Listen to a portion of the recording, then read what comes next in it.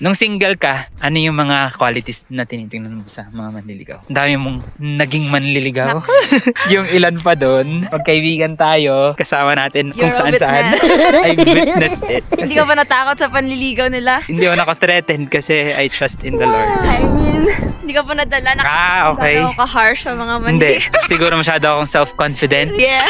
That's my problem. Kaya Na-humble, kalugay nang nabasted. Binasag talaga ako. Akala ko sasagutin na niya ako. Kasi hindi naman porke nanligaw, di ba, sasagutin mo na. So bilang kabataan nun, what are your standards? If these qualities are checked, pwede na to. Let's call it non-negotiables. There are qualities non-negotiables. Ibig sabihin, pwede pa to, kahit ganito siya, tatanggapin ko to. Pero yung non-negotiables, ano yung mga non-negotiables mo nun? Not on a specific order. Isa ay yung kilala ko. Yung alam ko na he has known me enough na nakita niya yung bad side ko. Negative side. Not so lovely na ugali. Not so lovely na way ng pag-iisip. Tapos, gusto niya pa din mag-continue. It doesn't change. Hindi nagbago yung pagpuperso niya. And willing pa rin siya. Malaking part yun sa akin. Then, syempre, kilala si Lord. Aanhin ko naman yung kilala ko. Hindi naman kilala si Lord. Kahit masabihin ako yung pinakamabait, pinakamagandang babae. Kung hindi naman niya kilala who created me, who really loves me ng tama, Walang hugutan ng love. oo. Tsaka walang kwenta talaga. Sa isang araw, parehas kaming papalya. Okay lang kahit hindi great provider. But someone who trusts and The knows great the great provider. Okay lang,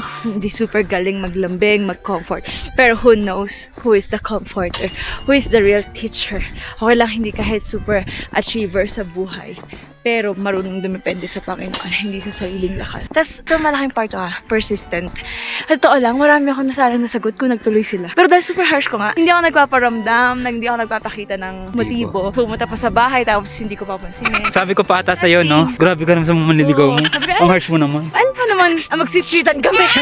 Oo lang nga naman, mag-bite-bitan ako sa kanya, ay di nawili siya. Ako pa yung isa sa nag-entertain sa mga manliligaw niya. Hindi nawili sila. Hindi ko malalaman sino yung totoo. Meron doon, hugging ko na talaga sagutin. Lord. Almost there. Kaso, right before ko siya sasagutin, sumuko na. Naging good friends pa rin kasi minessage ko na lang siya na, uy, hindi ako ganun sa lahat ng tao ha. I just have to be mean sa'yo kasi baka ma-feels mo na may gusto din ako sa'yo at maging paasa ako. At least, nakita mo talaga na hindi pala ako yung paasa sa'yo. So guys, you have to remember that malaking part yung persistence. Well, that's for me. So don't give up easily. Kalimitan ha, sa girls, nag-iisip lang sila na, ito ba talaga totoo? Baka naman sa simula lang kasi to. Oo, yung persistence, sobrang nakaka-turn on. Anhin mo, diba, kung gusto niya ako or Christian siya, tapos nag-stop naman siya agad. Tatlong yun. Marami kasing ganun ngayon Magkakasama eh. yun. Hindi naman ako niya gusto. Hindi naman niya ako magugustuhan. Gawin ko lahat ng price na yan. Hindi naman ako gusto. Hindi naman palawin kami. Like ha, hindi ka pa nagsisimula? Suko ka na. Sa totoo lang, yung mga the rest ng characters, it's editable. Editable. I just know, pwede siyang mabago ni Lord. O hindi darating doon sa panahon na hopeless case kasi kilala niya si Lord. Yeah. Nakita niya kung paano kumilo si Lord. Malaking part kung nag-disciple. May leadership na agad. You said yes to God na. The man who knows you, who knows the Lord, and knows how to stay persistent. 3 knows. Yeah, yeah.